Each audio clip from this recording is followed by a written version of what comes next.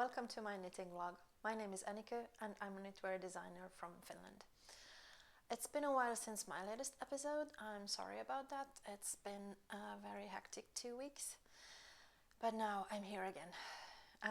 Today's topic, I actually have no idea what I'm going to talk about. Maybe I'll sip a bit of coffee first.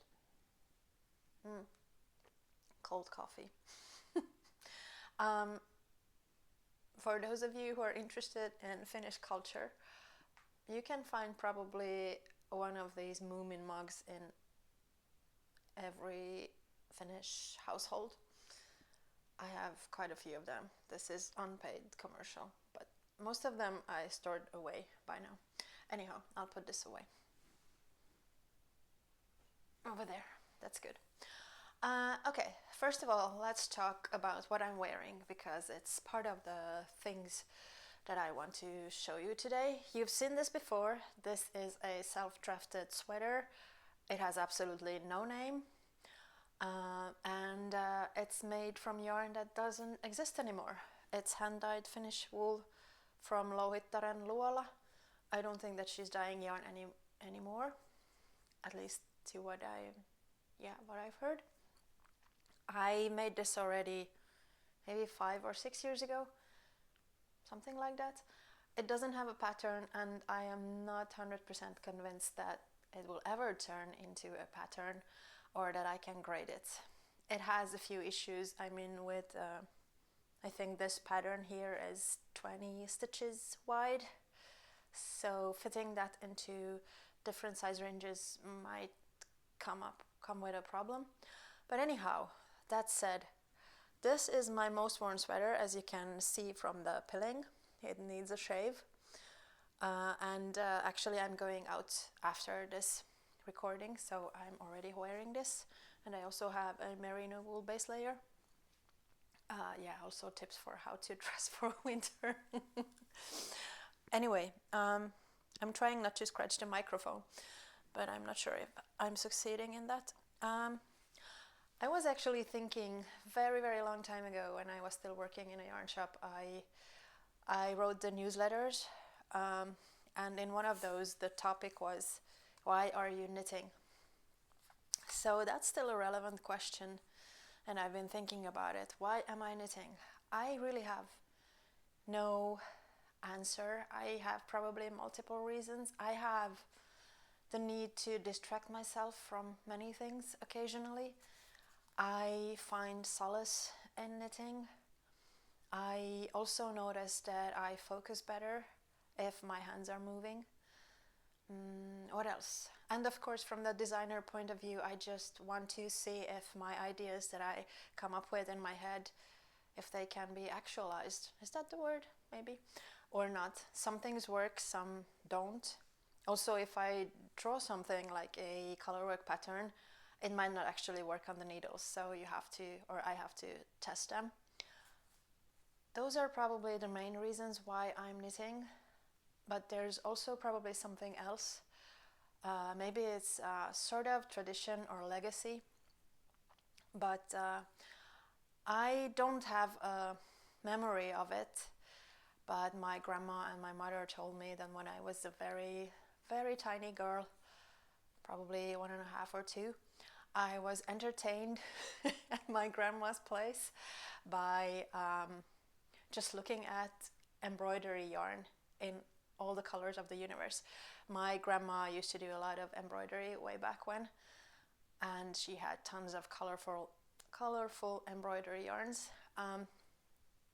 So I was just, given all her yarn stash, and then I could go and play around with them. And of course that resulted in a bunch of tangled yarns, or threads probably, not yarns. But yeah, somehow I think that remained with me in the back of my head, and I was probably around 10 when I thought that it would be time for me to learn knitting, because my mom was knitting a lot way back when with the polyester mohair, whatever, huge sleeves, tons of cables, and very weird intarsia things back in the 80s. Good times. So my mom taught me to knit when I was 10 or something like that. Yeah. And then I started to come up with my own stuff, of course, because we didn't really have patterns very rarely. And if there were any patterns, then it was only one size. So anyhow, that's probably why I'm still interested, because of a certain legacy. My mom stopped knitting at some point, which is very strange. She did all kinds of these very complicated things, and then I think by the time we moved to Finland, she'd stopped knitting. I don't really know why. But anyhow, that's about my mom. But back to the threads, the embroidery threads. If you're interested in Hungarian embroidery, I suggest that you go over to Pinterest and check it out. It's very intricate maybe, and colorful. So yeah, maybe that's also one thing why I'm not a fan of beige, because that's what I've seen. And also check out the Transylvanian version of embroidery. That's another thing. There's Kalocsa, from that's a place in Hungary, and then there's the Transylvanian embroidery. I don't know that much about Hungarian and Transylvanian embroidery, or the other parts of the Eastern Europe. But yeah, you can check all those stuff from Pinterest. Anyhow, back to the sweater. I feel like I'm rushing. Maybe I am rushing. It's snowing outside and the weather is cold finally, so I want to go and do something outside. I think I'm just gonna go for a walk on the lake. But anyway, so I'm thinking of reknitting the sweater, because there's also another thing that, I've gained a few kilos of weight since I've knit this, so this is now a very snug fit. It has been a very snug fit since the beginning, but I was thinking that maybe I could do it a bit more ease or not. So I was thinking of reworking the sweater, and I'm thinking of using actually this yarn. It's Isager Jensen in colorway OS, and using these two as a combination. I mean the colorwork section. I have absolutely no idea of this colorway number. It's also Jensen. I think this is 80 Sunflower. These might or might not work. I have not knit a swatch yet. This is supposedly a sport weight yarn, but you can knit it up to a DK gauge, I think. And this isn't a sport weight yarn, but we'll see. I am guessing that knitting Jensen will give me less stitches per 10 centimeters or 4 inches. I probably knit it with a looser gauge so that it doesn't become too thick. And I have absolutely no idea when I'm gonna get around to actually cast it on. I should do a colorwork swatch just to see that the colors work. I have also blacks. I'm not sure if this works, so I might switch that up to black. But I like this yellow for some reason. Ochre, maybe mustardy yellow. Anyway, I have 4 skeins of this for the main color and 1 plus 1. It's a, let's see, 250 meters per 100 grams. And I think, I'm not 100% sure, but I think that the heathered ones and some of the undyed ones are partially Gotland wool, but it just says that it's pure new wool made in Denmark. Yeah, I don't know really why, but I do like the Isager yarns. They are a bit pricey, I can admit that, but I think they're still not that expensive that you can't afford it. So, and you get value for your money, at least in my honest opinion. And this is not a sponsored commercial. This is really just my opinion. So, another thing, I was thinking about addressing this thing or not addressing this thing, but, and this was already 3 weeks ago or 4 weeks ago when this happened, and it caught my knowledge that,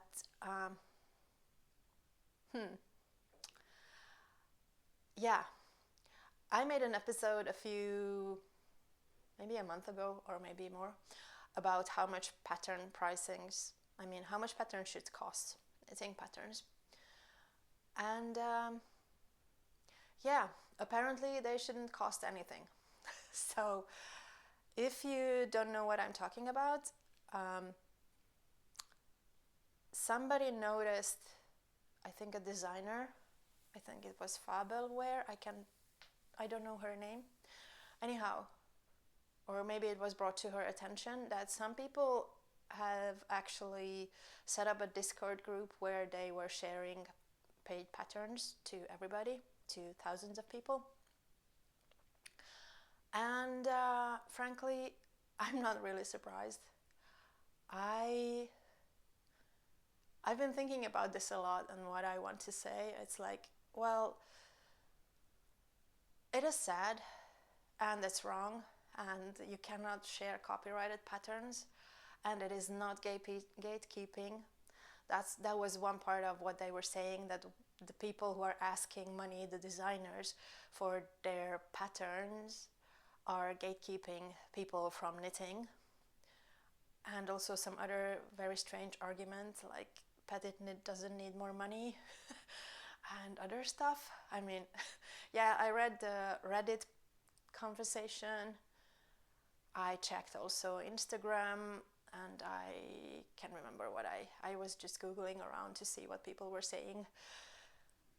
So the thing is, if you're sharing a paid pattern online to anybody, or not even online, even to your friend, that's actually stealing. So that's that. You're not supposed to do that. But am I surprised that people do that? No. Am I outraged? Well, not really. I guess I'm actually thinking that I wonder how much that actually happens that we don't know about. And of course, that's a loss of income. And I know that it's not fair, but what can I say? There's nothing I can do about it.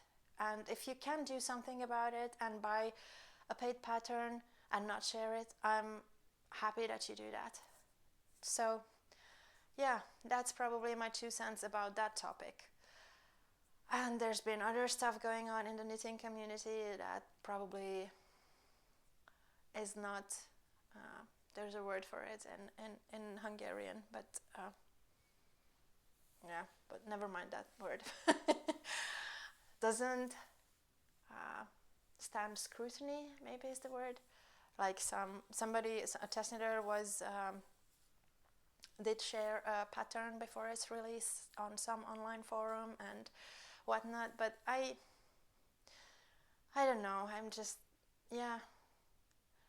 There are certain things that you're not supposed to do, but people do it anyway. And I'm not here to tell you what you're supposed to do. I hope that you have a moral compass and you do the right thing, but I've noticed that many people have very different values and moral compasses than I do. So there's that about that topic. And yes, if you bought my patterns and not shared it, I'm very thankful for you. So about patterns, I have a few test knits going on. I have the Wild One sweater test knitted currently, and then I have the Scandi socks, these ones, and I haven't woven in the ends yet, and these haven't taken a bath either. This is my second pair. I showed this in my previous episode. It's knitted in Arvetta, and I'm gonna release the pattern next Thursday or Friday. So if you're interested, then just wait for it for a few more days. Yeah, what else can I say about these? Well, I'm not sure how much I talked about this in my previous episode, but I already started working on these last March. Sometimes things take a very long time. And then these are the first ones. I forgot what I was doing. Then I had these design notes for half of the sock. That's what I usually do, which is like, oh God, I feel like I'm so disorganized all the time. But then I come across people who are even more disorganized than I am, and I'm like, oh yay, at least I do certain things better, other things worse probably. Anyhow, so I knit another pair in a more muted color palette. I mean, this yellow screams into your face. I actually love it. But I do understand that not all people love bright colors. So yeah, I made a second pair, and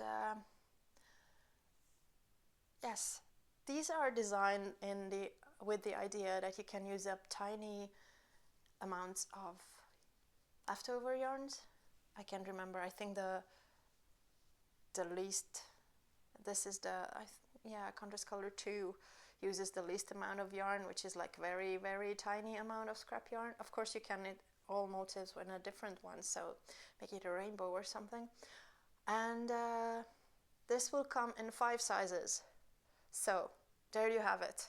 Some people commented that my patterns prices are very high since they're only one size and knitted on a tight gauge and whatnot, but yeah, I'm not sure that having 5 sizes for this pattern will make any difference. I guess what I'm saying is, for some people my pattern prices are too high, others find them suitable, and others that just don't know that I exist, so nobody buys them, which is fine. Slowly I will probably get more recognition, or hopefully, not probably, or not. Well, anyhow, I suppose I'm also struggling with the commercial side of designing, that you should sort of try to sell all the time without trying to sell all the time stuff to people, and to people who don't need more knitted stuff or any stuff. But on the other hand, it would be nice to make a living out of this. So yeah, anyway, I renamed these to be called Scandi socks, because these were called Tivoli socks, but then I knitted also a beanie to match it, and I just didn't like the sound of Tivoli beanie because for some reason that reminded me of a clown, and maybe not in a good way. Anyhow, so I think I haven't shown this one. This was the original beanie that I knit also way back in March or April last year. And I did a different crown decrease. I did it this way than the second one. They are a bit different.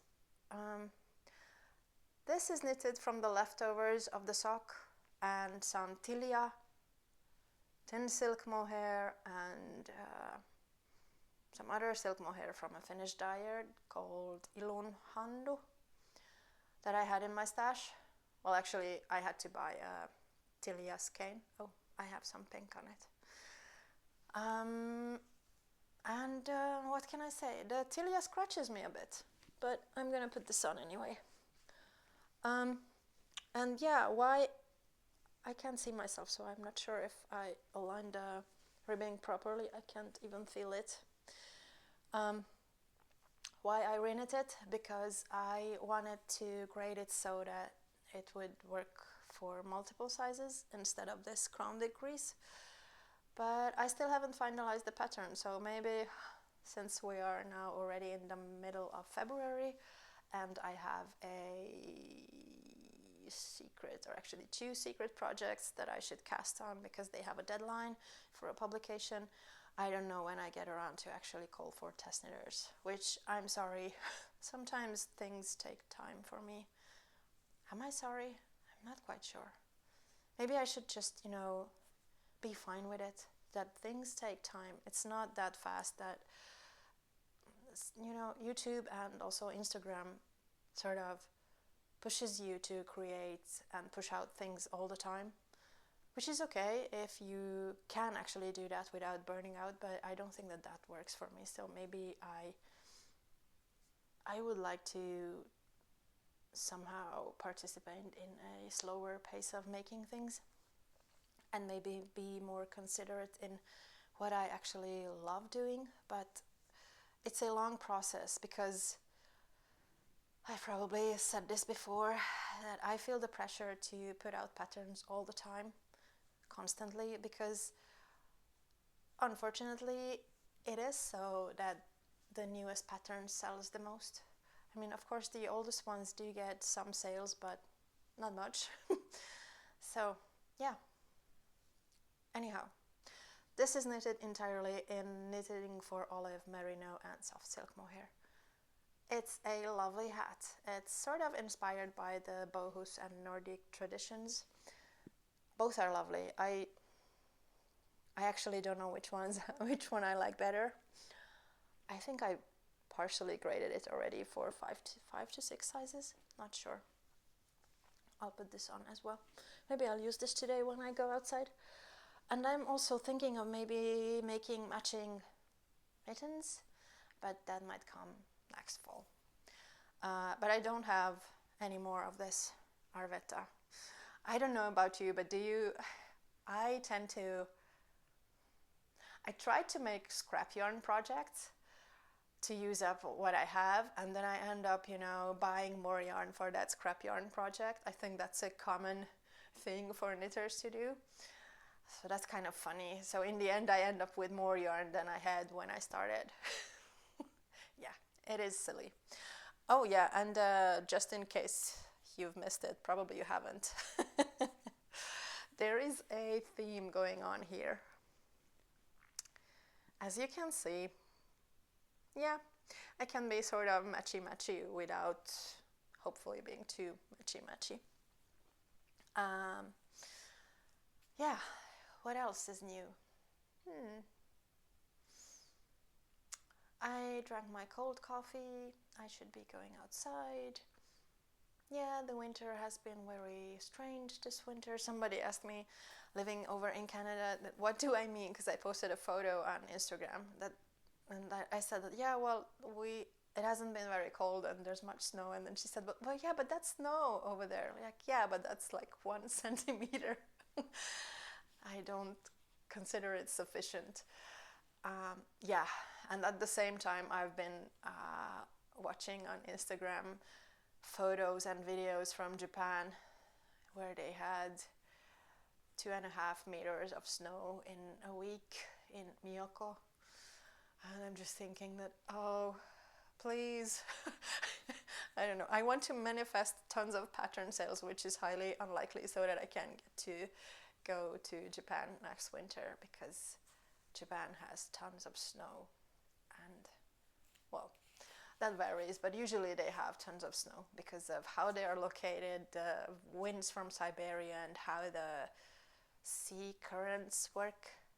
I mean, I'm not sure. You can probably Google it. Anyway, like tons of snow, I mean 11 to 14 meters. That's a lot.